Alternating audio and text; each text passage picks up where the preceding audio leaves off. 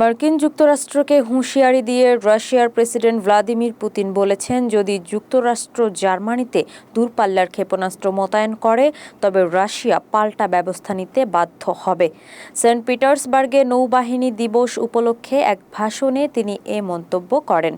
Putin বলেন, যদি Washington জার্মানিতে ক্ষেপণাস্ত্র স্থাপন করে তাহলে রাশিয়া পশ্চিমা সীমানায় একই ধরনের ক্ষেপণাস্ত্র মোতায়েন করবে।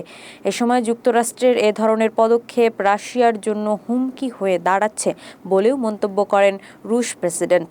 যুক্তরাষ্ট্রের দুরূহ সন্ধির কথা উল্লেখ করে পুতিন বলেন, আমরা দেখেছি 2026 সাল থেকে যুক্তরাষ্ট্র জার্মানিতে দূরপাল্লার ক্ষেপণাস্ত্র মোতায়েনের পরিকল্পনা করছে।